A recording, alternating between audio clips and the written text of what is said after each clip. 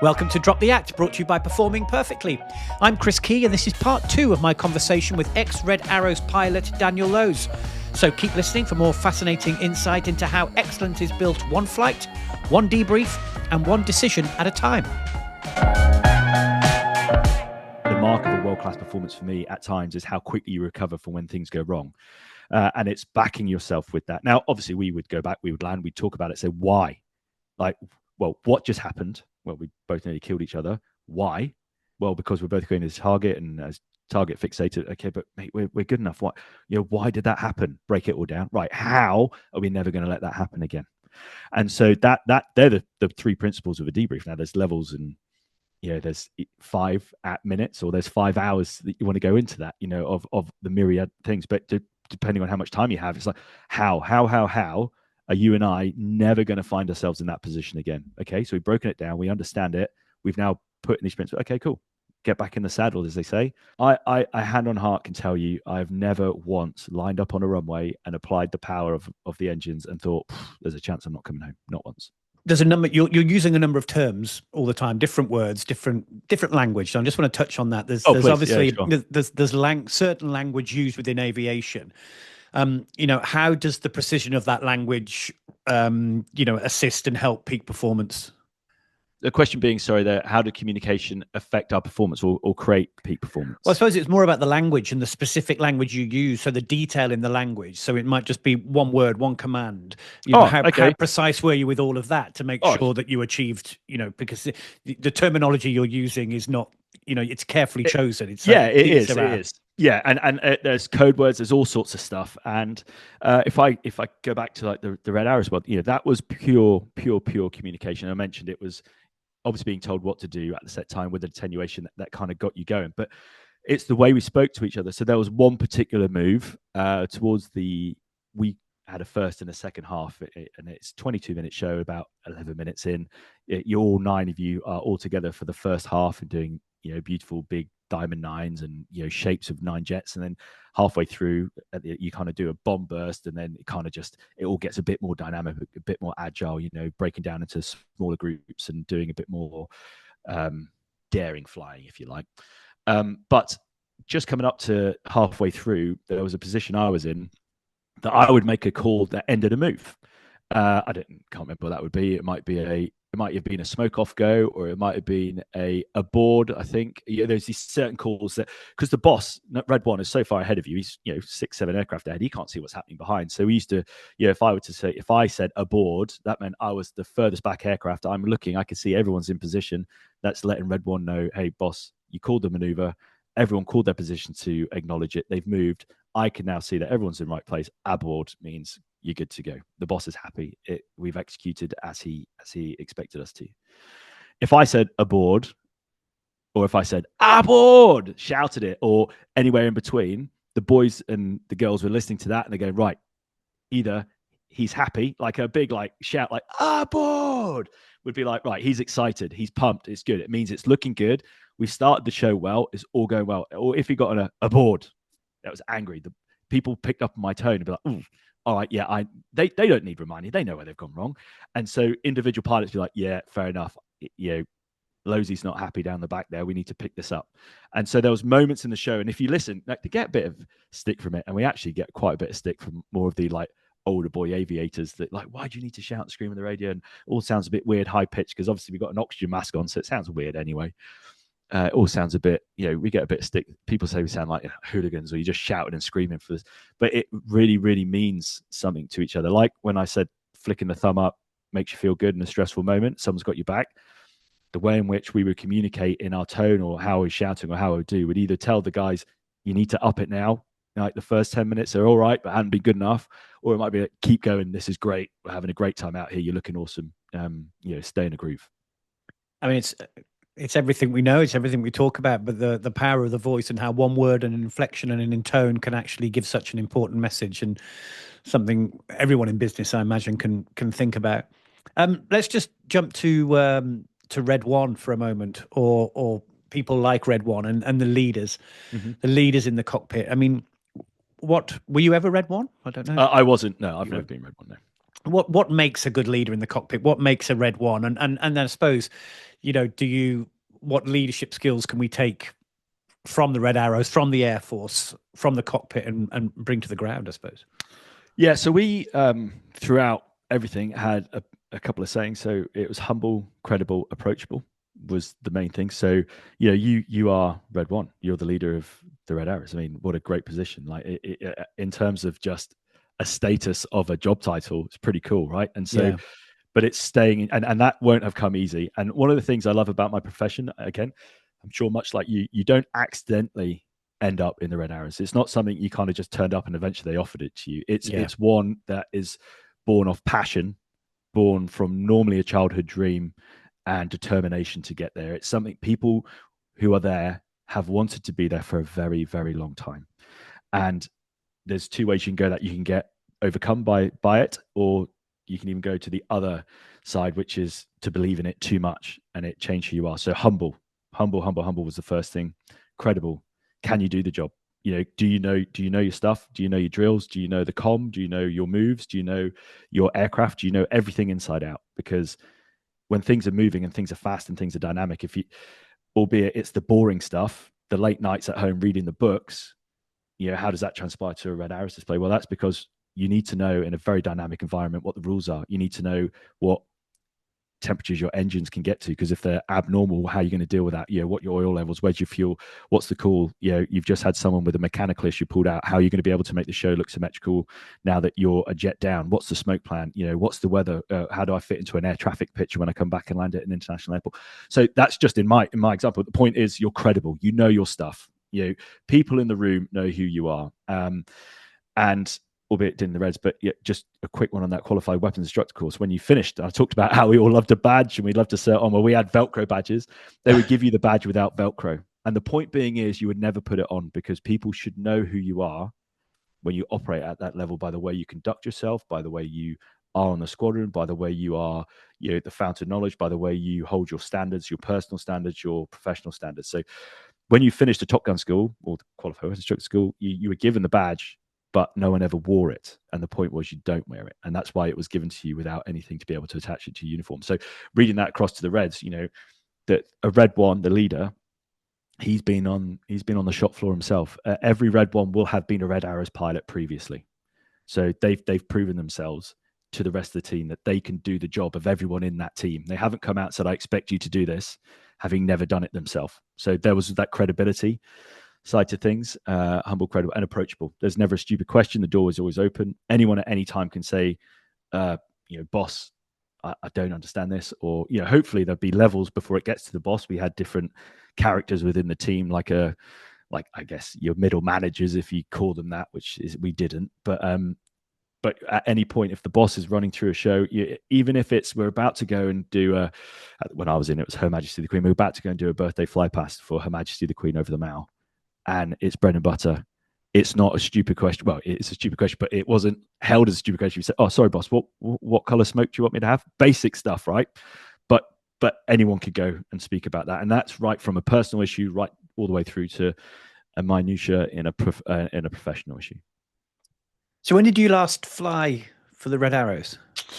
I did my last show over Huntington Beach in California in October 2019, which feels like yesterday, but when you start doing the maths, it gets you start to get a bit sad about how long ago that was. But that would have been, I think, about 1 million people turned up over a day and like 2 days. Really, it's a fantastic air show. If you're ever in California, have a quick look for the Pacific Air Show. It's held in Huntington Beach. It's a great weekend. It takes over the whole town. And we were just so lucky, really. We flew alongside the Air Force Thunderbirds, which is their display team, the Blue Angels. There was the buzz. It was kind of like a festival, really. It was amazing. And I can see what it means to you. So was that your choice to step away? Does it go in circles, cycles, and you decided and it was your time was up, or what made? No, I'd have stayed forever. I think most guys would have done. But the way in which it works is when you get selected. So there is a selection process. You have to apply. You never get approached is one of the things, because again, it goes back to what I was saying before about they want people there who want to be there. Mm-hmm. The selection process is such that your CV is read, but your name's omitted. So your CV is read off your past performances before your name's included. So the team will sit down and we'll go through that, and you're scored, and there's a scoring matrix. Let's say it's A to Z, whatever it will be, A being great. Z. And there'll be a bunch of people towards the A's, there'll be a bunch of people in the middle, and there'll be a bunch of people towards the Z's. And then we'll go away, we'll come back, and then we apply names. And the names will then define the character of the person normally, because their CVs have professionally spoken for these people, and then comes the character. And we believe in character before performance. And so some of the A's might not make it, maybe because their egos were too big, or they might not be the ambassador you want to represent the United Kingdom on a tour to the Middle East, or whatever it might be doing. And then there's Zeds, you're like, yeah, they're down there because maybe they don't have the personal standards required to be part of this. And I mean, it would be great to have candidates all in the A's, right? But that's very rare to happen, to be able to have someone who's so good at their job and have it all in. So we would normally take a couple of A's and work it all down, because that has to be a level of ability. But we purely believe that once you were through that threshold of minimum ability, as long as you had the right character and the right character traits, we would teach you. And so how does that transform itself into the life cycle of a Red Arrows pilot? Well, you start out normally at the front of the formation, which is right next to Red 1. Because the momentum of movement is much less and the anticipation is much less. So whilst you get to grips with display flying and the aircraft and all the rest of it, you're at the front. And then every season, which is an annual cycle, if you like, you start training in October, November, you start displaying in June, and then you finish, September, October time, and the team starts again. Every season you change position. And the reason we change position is that it's a horrible word, but complacency starts to seep in. And if people have heard me chat before, I talk about this one all the time. It was off Cleethorpes, which is northeast Lincolnshire. It was a twilight display, so it's about 7:30 on a summer's evening, and it was a great show. It was all going to plan. We were doing loops and rolls. The weather was great. There was nothing untoward, and I just remember distinctly being upside down in a roll, thinking, okay, well, it's about 7:30, so we'll be back on the ground at 8. That means I'll probably finish debrief at 8:30. I'll be home for about 9. There's like 2 chicken breasts in the fridge. I'm thinking about what I'm cooking for dinner. Yeah. I had to shake your head and go, mate, what are you doing? Get back in here, get back into your space, because you never became comfortable. But, like driving a car, I mentioned before, now you get in a car, you don't even think about changing gear. You just do it. Whereas before you were petrified of stalling at a red light with all the cars behind you. Now I don't know, wherever your head might be, you're thinking about work, you're thinking about, the conversation you're going to have with your partner when you walk in the door, whatever it might be. That's where you get to with flying. And the horrible thing about that is complacency. And with complacency, sometimes you take your eye off the ball and you become overconfident, and a situation might be forming. You think, yeah, I could deal with that in a second. Whereas before you would have dealt with it earlier. Your anticipation, you're like, oh, I've got more time to deal with this. And when you're operating at high speeds in dynamic environment, it can catch you out fast. So you get move position every year.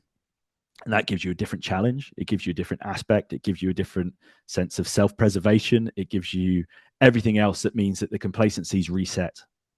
And so to answer your question, what happens is you start at the front of the formation next to Red 1. Maybe in the second season, you're in the middle of the formation, and in your third season, you're at the back of the formation. Eventually, you fall off the back of the formation. And so a traditional life cycle of a Red Arrows pilot is 3 to 4 years.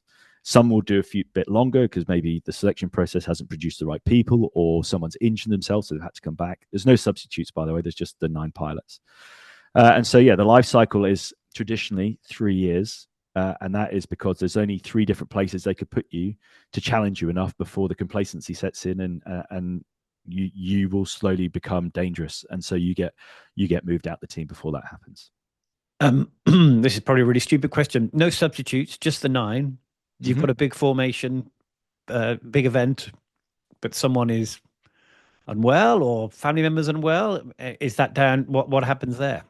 So you go and you go as an 8, you go as a 7. Anything less than a 7, then it's not worth doing, unless it's I'm talking like a full dynamic display. If it's a fly past, we could bit of smoke and mirrors. We'll make it look symmetrical, and as long as the red arrows turn up looking symmetrical with some smoke, and it's more than 3, normally it would look like the red arrows. Normally, but for a display, it's very difficult with less jets to look symmetrical.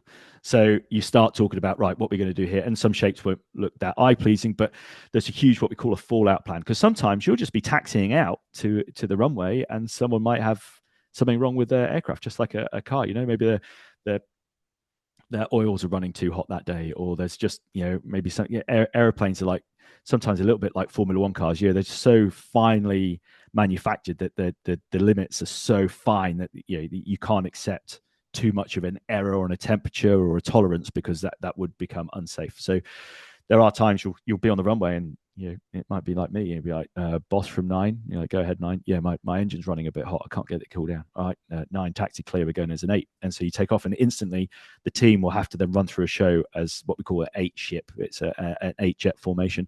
And from that, you have to just instantly react. And this is where flexibility and going back to the credibility of knowing your stuff comes in, because, if you're on the right and the guy on the left's gone, normally you would both be smoking. So even though it's second nature to hit the smoke button there, you don't hit the smoke button, because obviously one side will have smoke, the other. It doesn't look pretty, does it? You know what it's like to put on a world-class display. And so it's got to look visually good. That's what we're here for. And so that instantly changes. So we probably go down to 7. I'm not there anymore. They will probably go down to a 7. But the only one is Red One. If Red One is sick, then the show doesn't go. No one else can lead. He's the only person that if it doesn't turn up, the show does not go on, and the rest will just make it happen around it. And if it's a long-term injury, like a broken bone, then maybe we'll look at maybe if there's still enough time in the training period, we might bring back a former team member, knowing that we could get them up to scratch easily and just use them for that summer. But if it's flu, if it's food poisoning, if it's a partner's gone into labor, they're away for the weekend, we will just get on. There's no one coming in to fill that slot, because you train to such a level that it's not fair to ask someone else to train to that level and then execute to the output we expect. But then it's also, you can't share the amount of training time around that more than one person can have that position at any one time. The complacency thing is such an obvious thing in so many ways. I mean, I immediately went to a West End cast who have a 12-month contract, and you look at somebody in month 8 and think, yeah, they're going through the motions. They're settled. Yep. And they've lost that spark, and you have 2 choices at the end of 12 months, either to let them go or to put them somewhere else and actually give them a new challenge, because they're worth it and have a different role. And absolutely. And I wonder where the business is. I mean, you sit down, you have your job, and that's your job. And I wonder how businesses can think about that and think about complacency, and how they can just recharge and give people new thoughts, new challenges. Absolutely. And it's not even just for you and I, where we've come from, it will be a new role, it will be a new position, but maybe it's just a pivot within that position. Maybe you give them a different challenge. I know this isn't going to happen, but it's just, just hypothetically speaking, maybe you gave your actor a new song halfway through, or a new line, or a new, we're going to do that scene completely differently. Like, oh, okay, 1 second. So it's still going to be impactful. You're still going to be that role. You can say about cast member, but what we've done here, we're just going to change the scene, or we're going to change the set. What is it you can change, maybe without changing their role, that's going to give them a new challenge? It's going to give them I need to think about this. And going back to the example you used, it would be amazing to see someone in month 10, from the moment they get out of bed to the moment they perform, compared to day 1. They probably didn't sleep the night before day 1. I wouldn't have done the night before my first show, all the way through to how do they have breakfast? How do they commute to the theatre? What do they do? How much time did they give themselves before they get there? Month 10, are they walking in straight into makeup or whatever it is? Sorry to be naive in that world, but are they rocking up with minutes to spare? Whereas before they probably turned up, for half. I don't know what it is, but it would be interesting to know where that changes. And if you see that behavioral change in your team or your workforce, what do you do to sharpen them up? Because let's not get it wrong. No one, as I say, there was a passion and a want to be there in the first place. No one has, you haven't come and given that person a job, sat in their lounge. They've looked for, they've either trained in that profession, they've wanted to be that profession. I know this isn't as romantically possible for everyone, but they haven't accidentally ended up there. And so they would have enjoyed the challenge at some point. So how do you keep that challenge fresh? How do you get that performance to elevate again? How do you stop people from coasting? And it's even harder when it's going well. How do you, when you've got your month 10 of a production that's selling out, that everyone is on it, it's clockwork, it's perfect. How do you redesign it and go again? How do you go even higher? Because the saying is, isn't, if it ain't broke, don't fix it. Well, if it ain't broke, how do you break it and make it better? How do you get the buy-in again? Yeah, and I think it's all culture as well, isn't it? I mean, it sounds like with the Red Arrows, the culture that's involved, not only the mindset, but even that whole cycle, that people know what that cycle is. So much has been thought through and put in place. So has that been changing over the years, or is it historically, this is the Red Arrows, this is what we do, everybody knows that this is going to be the cycle? Or how do the leaders of the Red Arrows keep these people on their toes and keep making sure complacency, I know you said they move position, but just to make sure people are always at the top of their game? So the innovation within the Red Arrows, which innovation is a word, I guess it keeps it fresh, is that you will never go to the same show every year and see the same show. The shapes will change, the maneuvers will change, the cadence will change. Obviously, team members will change, but the show itself is different. So even in your 3 years of being in the team, not only are you changing formation position, but you're changing shapes, which come with a different. You might never seen that move before. Yeah, and there's like an NFL game plan. They've all got all their different offensive and defensive moves. It's kind of like that. It's 60 years old this year, the team, and they're in their 60th display season. And over these years, there'll be so many different formation positions that each leader would have thought up. And each one is it's quite cool, really. It's kind of like the leader, the red one, is kind of showcasing what they think their team's going to do that year. They design it. There's no one else telling them what they want to see, or there's no higher power saying this is what we're going to do. Red one sits down, looks at his team, looks at the shapes, and works out backwards from 22 minutes how he can link them all up together and make it happen. So it's almost like a showpiece of what they want to express with their team that year. And so that does change. That said, there are things that are traditional that stay the same, but it does keep you on the toes. So, for example, you're walking in the morning. If it was you and me, and I said, if I didn't say good morning to you, you could pick me up on that. So, for example, I walk in, see each other, and I go, "Oh, Chris, sorry, I need to speak to you." And you would then stop me mid-sentence, go, "Good morning, Dan." I go, "Oh, sorry, good morning, Chris." So whenever we saw each other in the morning, sounds a bit weird, but we would all say, "Good morning, Chris. Good morning, Dan." And then we start talking. It was a bit of a funny, but it was the same wherever we went in the world every morning. A minute before any event we had to be at, so a debrief, something you need to be together as a team, there was one of the pilots was charged with ringing a bell. And in our squadron HQ, we had like a bell for the, like you would get in a pub for last orders. And when I talk to business, I talk about that. When you ring the bell in a pub, what does it mean? Last orders. What does everyone do? They go to the bar to get. So we used to ring the bell, which meant in 1 minute's time, we're all going to be in the same place. What that means is it's an opportunity in 1 minute to excuse yourself from a conversation, to put the phone down, to shut the laptop, whatever you're doing. In 1 minute's time, it's going to be totally undistracted, intense talk. I take away intense. I'm going to get. My words are too grand here. What I mean is you're going to clear yourself of distraction and be in the right place at the right time to receive information.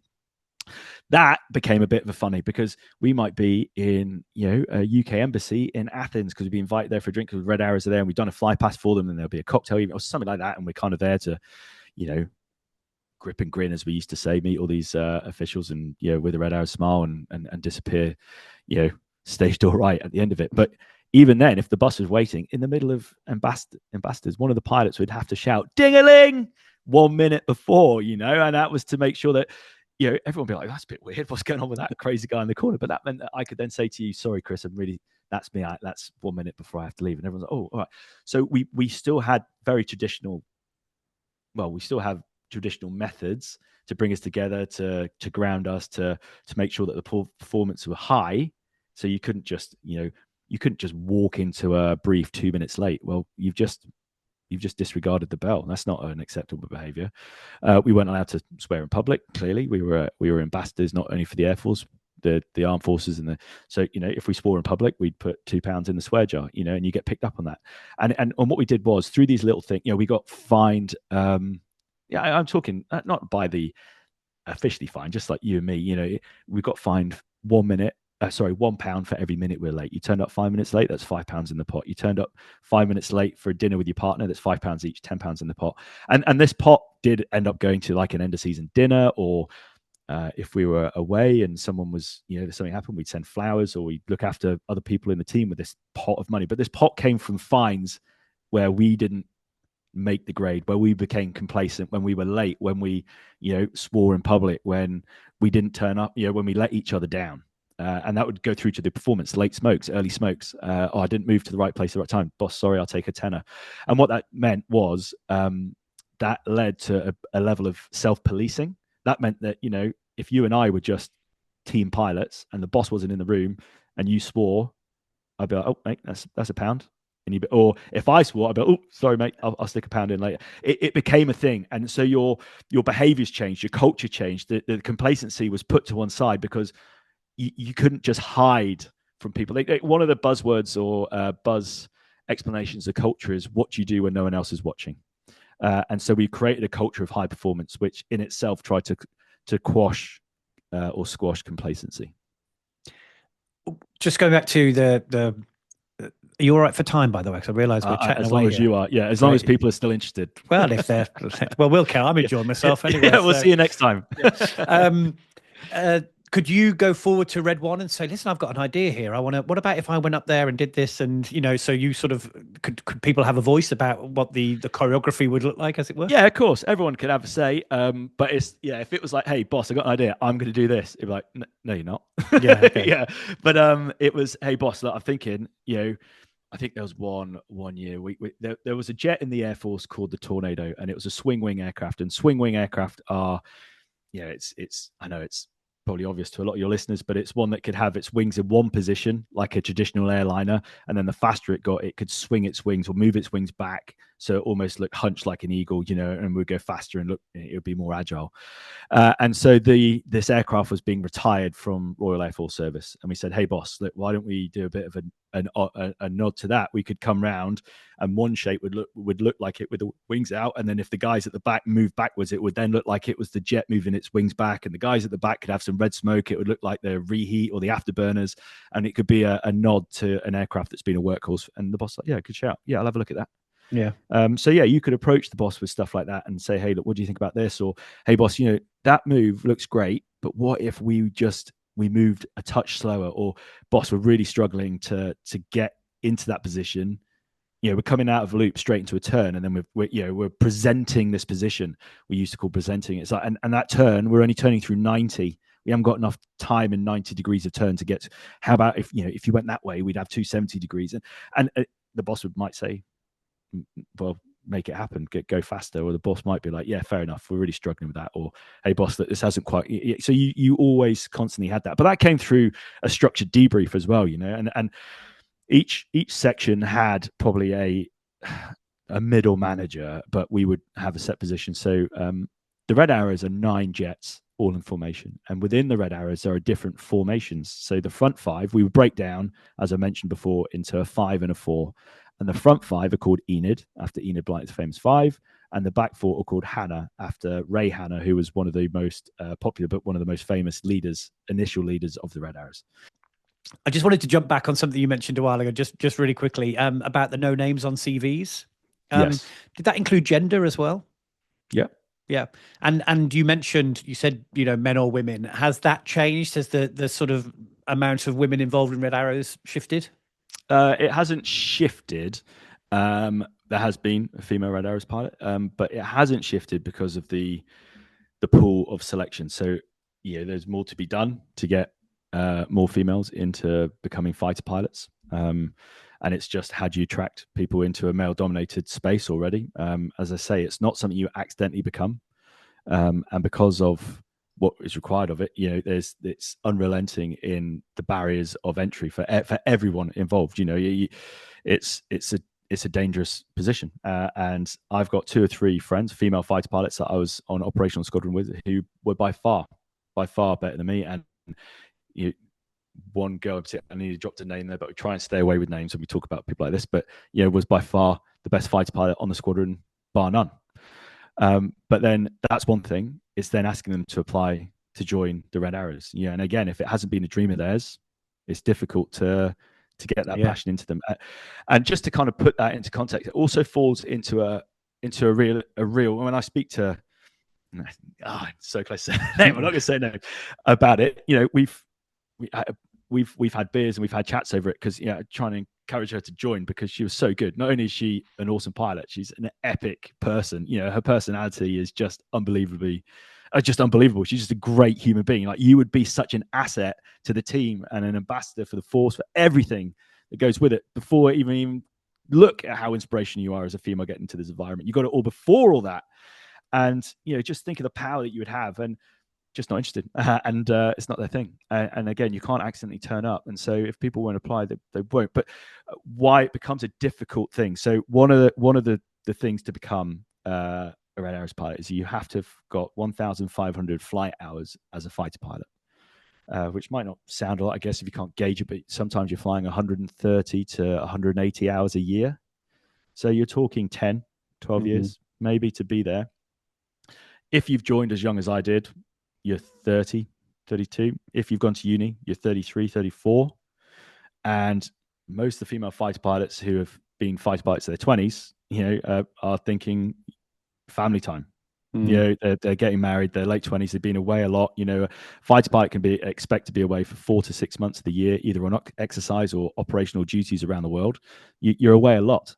And it's difficult to hold down relationships anyway. And so if you get to your early 30s, mid 30s, and the thing with the Reds is, as I mentioned before, you fly 15 times a week in the winter, and you work Wednesday to Sunday in the summer. So from June to September, October, you never have a weekend. And that's fine, because you're doing the thing you love the most, which is display flying all around the world. Country, but all around the world. So and by the way, if I could have every week off Monday, Tuesday, it's fantastic. All the shops are open, everyone's at work, it's great. But the point is, it's difficult to socialize, and it's difficult to hold relationships down. It asks a lot for you. So one of the things we have found with female pilots who make the selection requirements, the minimum selection requirements, is that it's very difficult for someone who's already given a lot in their early 30s, 33, 34, to give another 3-4 years of high-end stuff. And if unfortunately they do fall pregnant, that's it, you can't fly. And that's not to say don't join, because we can't afford that to happen, but it plays on the psyche of a lot of potential female candidates. I'm aware, taking up a lot of your time, I'd just love to touch on life after the Red Arrow. So when we met, you were on a keynote speaking course.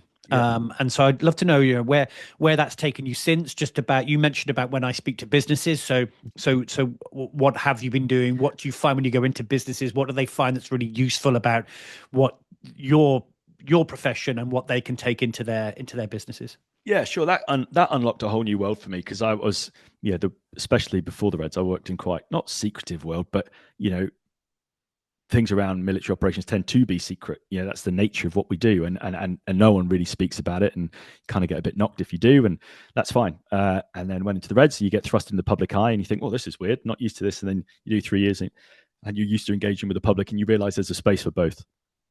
And so when I finished with the Reds, I took an opportunity to leave the service. So I'm now a commercial airline pilot, have been for the last 5 years, which is great. I still do what I love the most, which is fly airplanes. I'm still challenged. I still work as a team.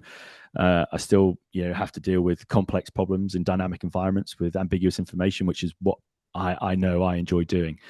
And so what that course did, it taught me to package what I've learned to help others.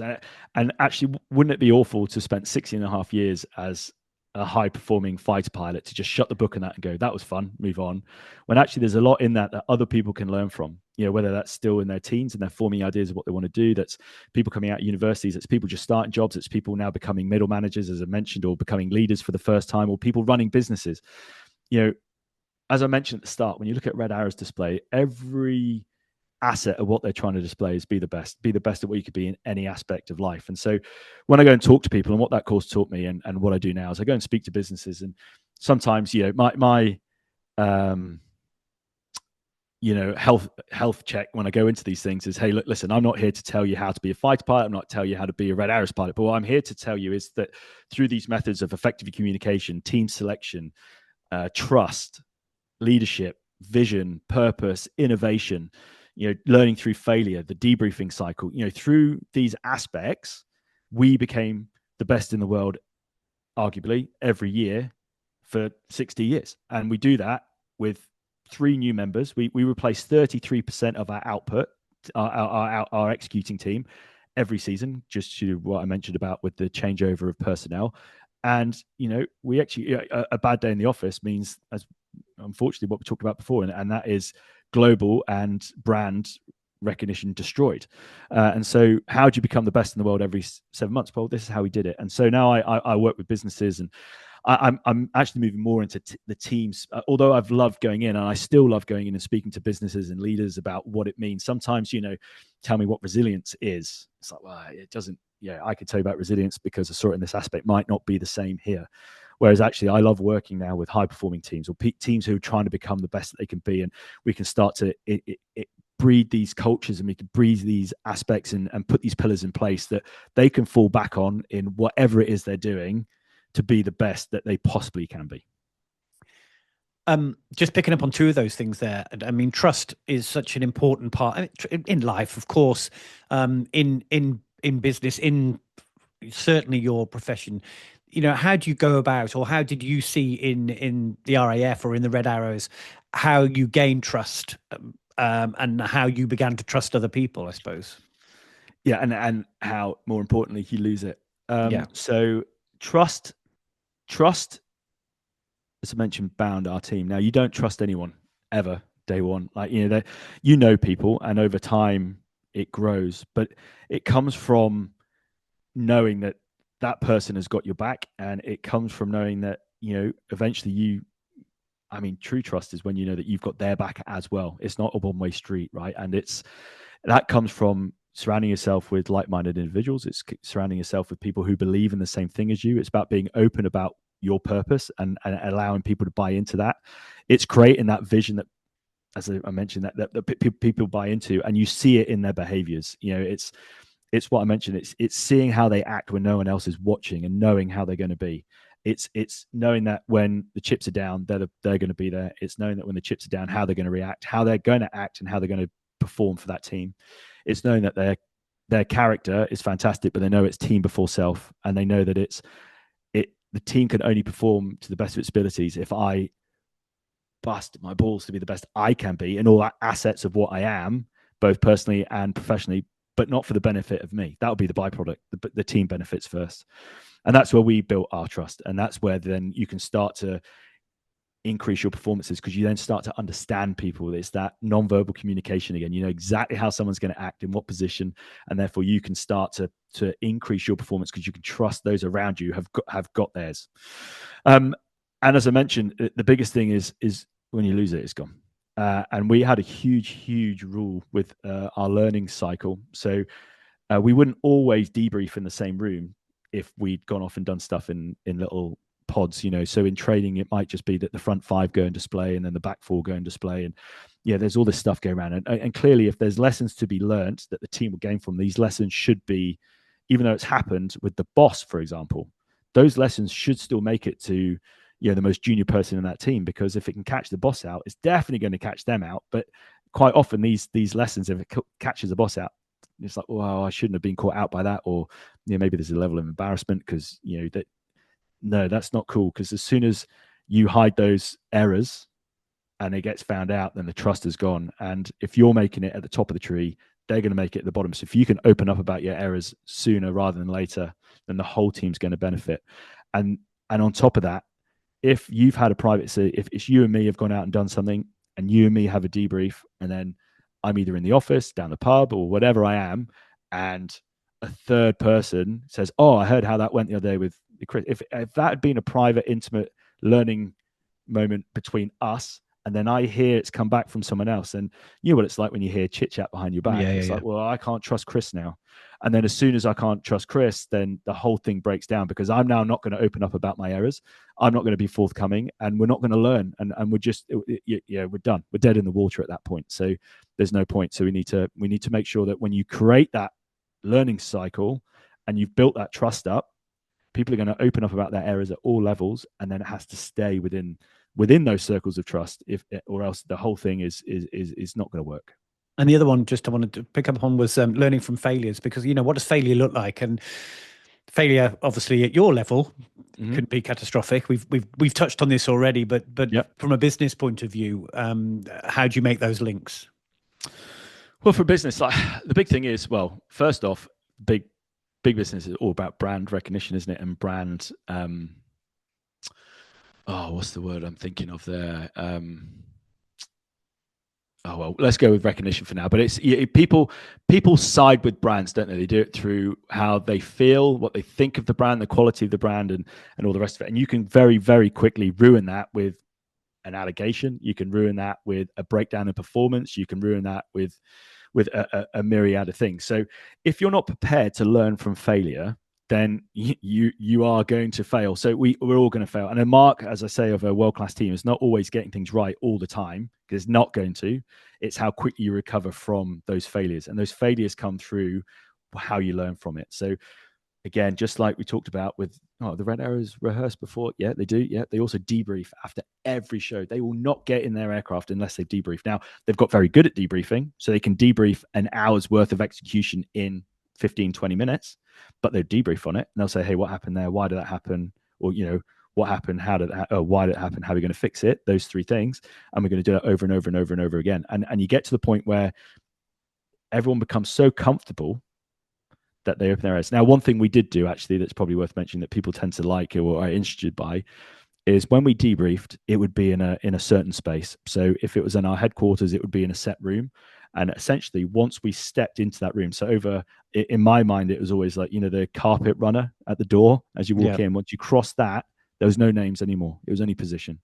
So I wouldn't have said, Chris, you're a bit wide there, or you're a bit slow there. I would have said 3, you're a bit down it, or 3, what you need to.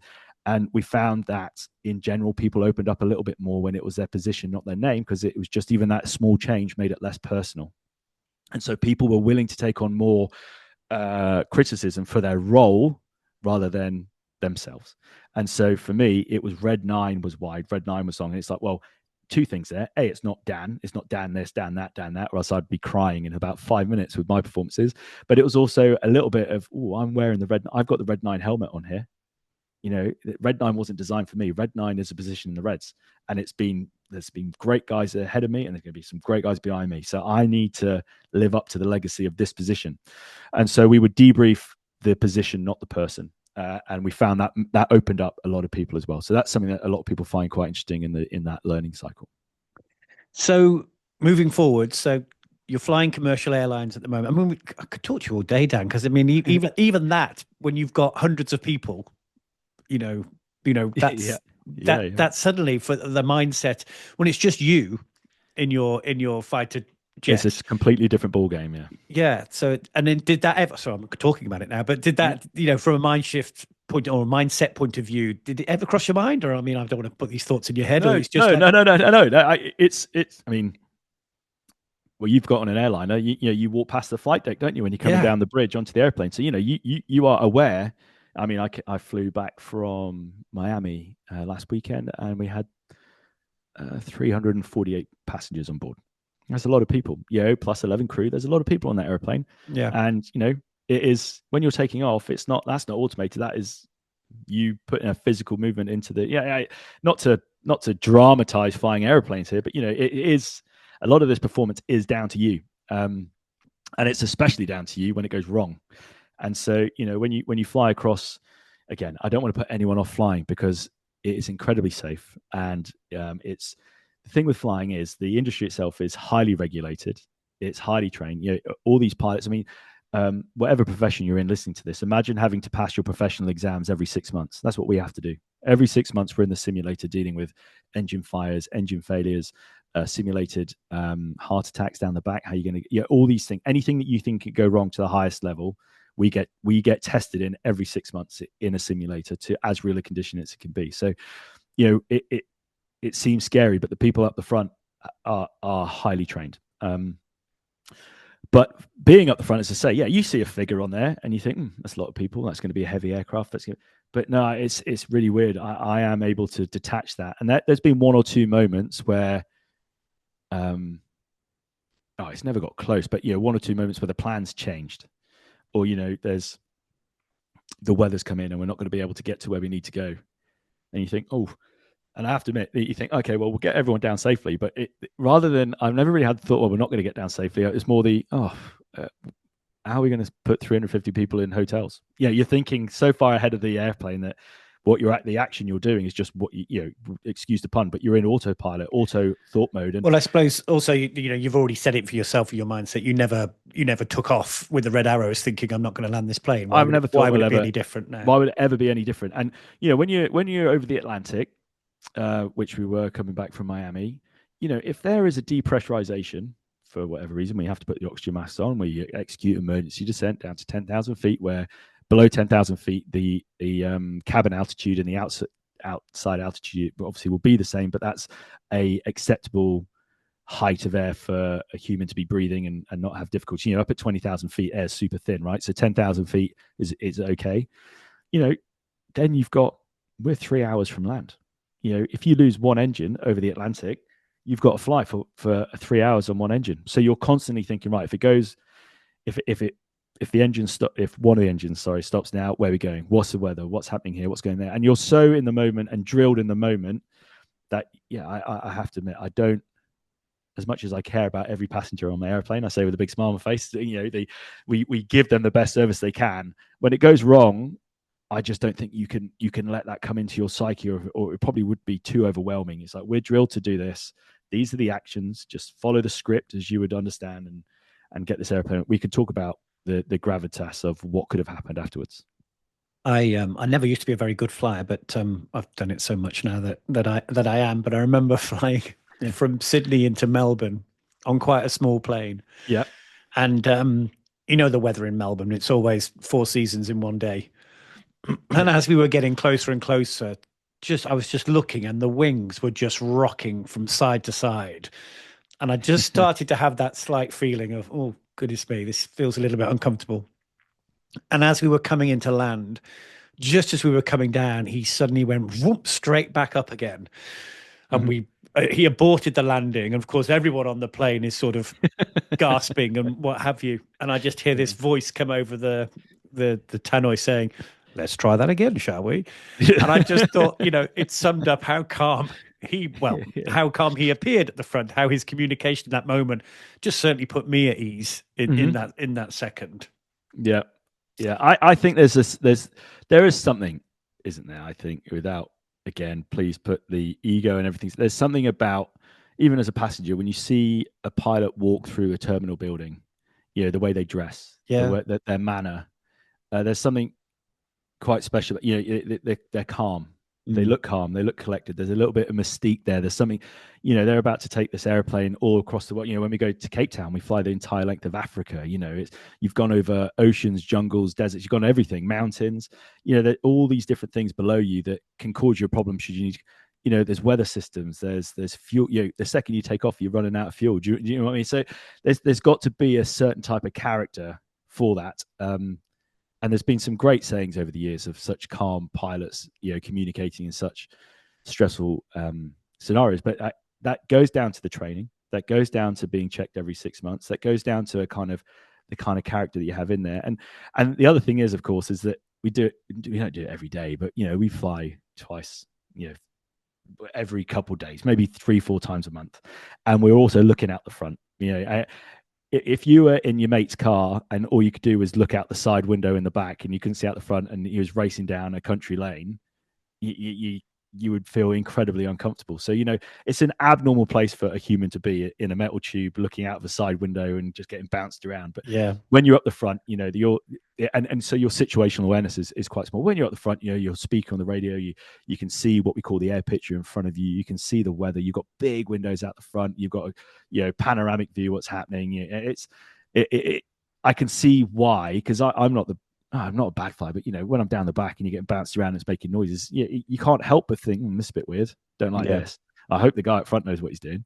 But they do, and they're all over it. And we talk about turbulence, and talk about with people who don't like it a lot. It's just because you can't see air, it's very difficult to appreciate it. But it's only like being a boat. That'd be really bad if you hate being on boats as well. But it's just, when you're bouncing around up there, it's just like bouncing around a wave of a boat. The boat is more than capable of going up and down on waves. And so even though it feels quite shocking because the noise of all the loose items on an airplane, airplanes are designed to go over waves in the sky, really. And so it's going to have to be pretty extreme to do anything. And every now and then, maybe the odd one a year will get caught out. But, we're normally, our weather radars are looking hundreds of miles ahead of us. And if we see huge thunderstorms or areas that we know there'll be turbulence, we're climbing, descending, over it's called the ITZZ, which is the Intertropical Conversion Zone in Africa. It's where air masses and trade winds meet, and huge thunderstorms can build up in minutes for you.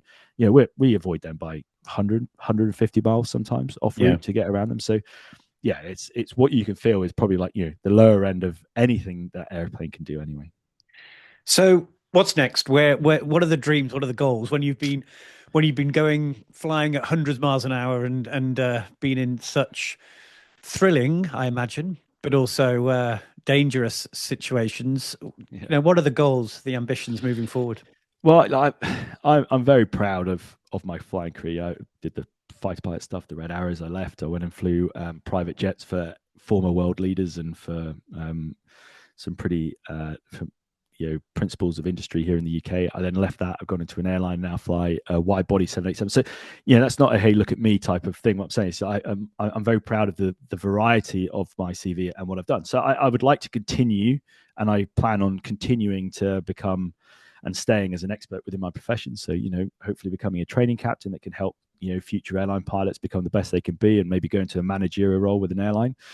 And that's like my mainstay. That's who I am. But I've just, the side of that, the bit I've unlocked in the 4 or 5 years since COVID is the fact that sometimes these principles aren't always recognized in businesses or in other teams that are trying to do it. And what I really miss when you talk about the thrilling stuff, yes, of course, flying at 500-600 miles an hour, just a couple hundred feet above the ground, is thrilling. There's no two ways about it, but you can't replace that in day-to-day life. And I've been realistic with that. I'm not going to replace that, but what can we use to move that on? And so I found now what I really miss is the people. I miss the commitment. I miss the, to steal a saying from the American Air Force, maybe we shouldn't be doing that, is that kind of fly, fight, win. And I don't mean that in an aggressive way. I miss being part of an organization that everyone comes together every day with a collective of being the best in the world at what they're doing.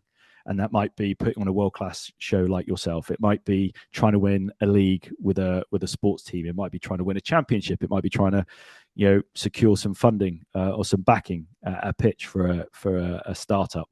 And I've realized the principles that took us to a world-class level can be applied in all these different areas. And so on the side of the flying, I'm absolutely loving working with any team I can get my hands on that have a real core collective and vision and purpose about what they're trying to do. And any input I can have to help on that that's the buzz that's replaced the high speed, low level flying. And putting you on the spot, if there was one bit of advice from your flying days with RAF or Red Arrows, whether it's around communication or mindset, resilience, whatever it might be, one bit for a business, what would that be? Understand your purpose.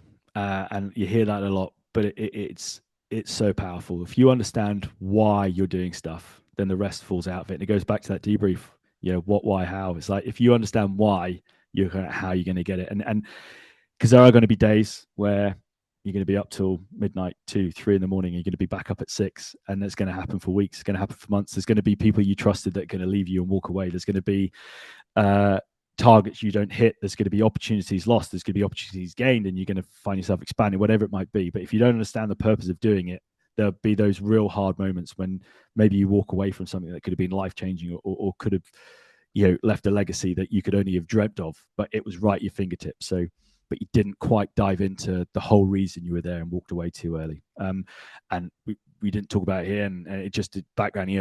My journey hasn't been easy. I didn't get into the Air Force, and my first application had to wait a year. I failed a couple of trips along the way, which meant that maybe I wasn't going to be a fighter pilot, but pulled through maybe on character sometimes, or sometimes I had to rely on another bit of the skill level. I didn't get into the Reds until I applied on my 3rd application. I failed 2 selection processes in the years before. So it's not been a steady journey, but without understanding my purpose or what I thought my purpose was, my why, going back to those days of listening to those former pilots out, and when I was a young child in Hong Kong, and that's why I'm here. That's the purpose, because I've believed in it, and that got me through those. So have a real understanding of your purpose and the why you're doing it.